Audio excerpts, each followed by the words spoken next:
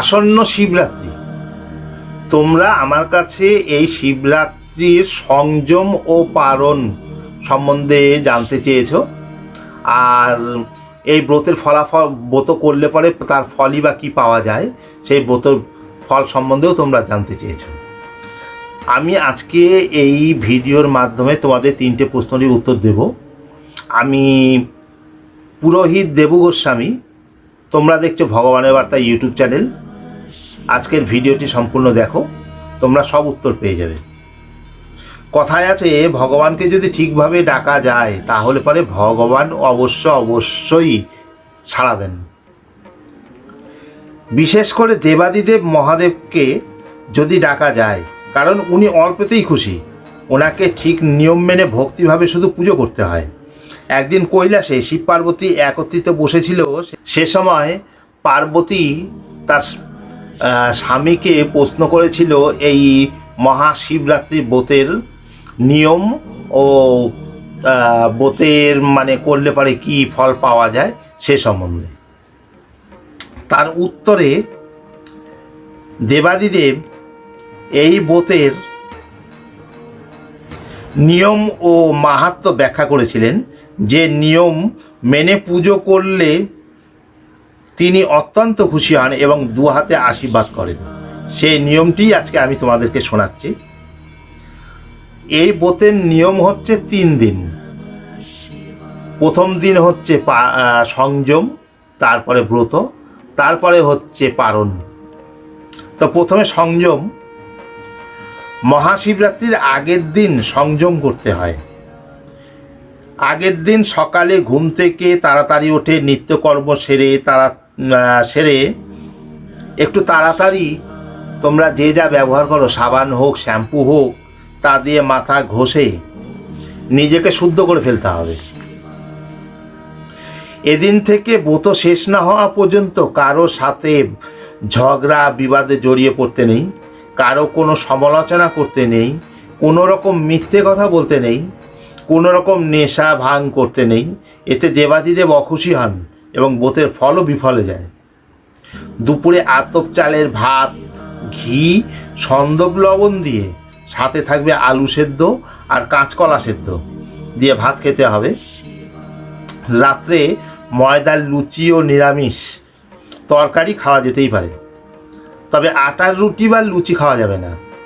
এক কথায়, প্রাত্যহিক জীবন থেকে বেরিয়ে নিজেকে পুরোপুরি গুটিয়ে নিয়ে আগের দিন থেকেই পরের দিনের ব্রত বা ব্রত শেষ না হওয়া পর্যন্ত ঠাকুরের প্রতি মনোনিবেশ করাই, আর এই ব্রতের প্রতি মনোনিবেশ করাই হচ্ছে সংযম। পরের দিন ব্রত। সকালবেলা তাড়াতাড়ি ঘুম থেকে উঠে নিত্যকর্ম সেরে তাড়াতাড়ি স্নান সেরে ফেলবে। স্নান সেরে ফেলে পুজোর আয়োজন শুরু করে দেবে। আর নির্জলা উপাস করাটাই হচ্ছে সব থেকে ভালো। আর যদি একান্তই যদি না পারা যায়, তাহলে পরে দুধ ছাড়া লাল চা আর ওই 1 টুকরো কাঁচা ফল খাওয়া যেতে পারে। সারাদিন তোমরা পুজোর আয়োজন করবে, আর অবশ্যই ওম নমঃ শিবায়, ওম নমঃ শিবায় এই মন্ত্র জপ করবে। মাঝে মাঝেই বলবে বোম বম বোম বম। বিকেলবেলা তোমরা আর এক প্রস্ত স্নান করবে। স্নান করে কাছাকাছি কোনো শিব মন্দিরে বা বাড়িতে যদি প্রতিষ্ঠিত শিবলিঙ্গ থাকে, তাহলে তার মাথায় তোমরা 4 প্রহরে 4 বার জল ঢালবে। আর তার আগে যে সকল জিনিস দিয়ে যে শিব ঠাকুরকে, শিবলিঙ্গকে স্নান করাতে হয়, তার ভিডিও আমি আগেই দিয়েছি, তোমরা সেই ভিডিও দেখে নেবে এবং তাতে মন্ত্রও দেওয়া আছে, কি মন্ত্র বলতে হয়। তাও একবার আমি বলে দিচ্ছি কি কি দিয়ে স্নান করাবে। প্রথম প্রহরে স্নান করাবে দুধ দিয়ে, দ্বিতীয় প্রহরে দই দিয়ে, তৃতীয় প্রহরে ঘি দিয়ে, চতুর্থ প্রহরে মধু দিয়ে, তারপরে গঙ্গা জল দিয়ে স্নান করাবে। আর প্রহরগুলো ভাগ করে নেবে। তাও আমি বলছি, প্রহরগুলো তোমরা লিখে নিতে পারো। সন্ধ্যে 6টা থেকে রাত্রি 9টা প্রথম প্রহর, তার মধ্যে একবার জল ঢালবে।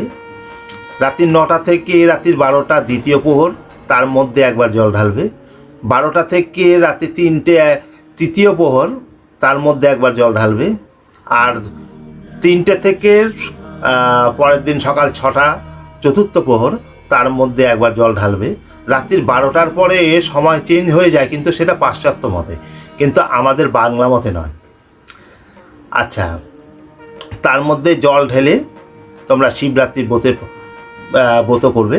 আর পরের দিন হচ্ছে পারণ। সেই পারণ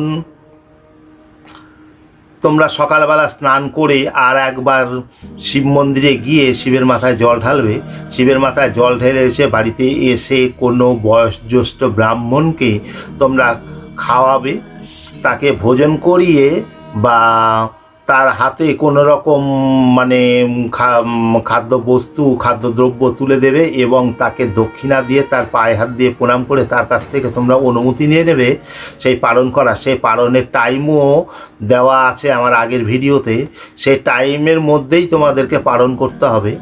পালন মানে হচ্ছে উপোস মানে ভেঙে প্রথম যে খাওয়া, সেই খাওয়াটাই হচ্ছে পালন। তোমরা এদিনও মানে তোমাদেরকে নিরামিষ খেতে হবে। আর পালন কিন্তু সেই টাইম অনুযায়ী তোমাদেরকে করে ফেলতে হবে। আর তোমাদেরকে এদিনও নিরামিষ খেতে হবে। দুপুরে আতপ চালের ভাত, নিরামিষ তরকারি, নিরামিষ ডাল দিয়ে তোমাদেরকে নিরামিষ খেয়ে আবার রাত্রেও তোমাদেরকে লুচি আর নিরামিষ তরকারি খাওয়া যাবে।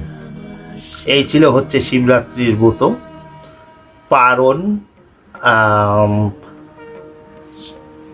মানে সংযম, পারণ সব কিছুই আমি তোমাদেরকে জানালাম। তোমরা এই নিয়ম মেনে পুজো করবে।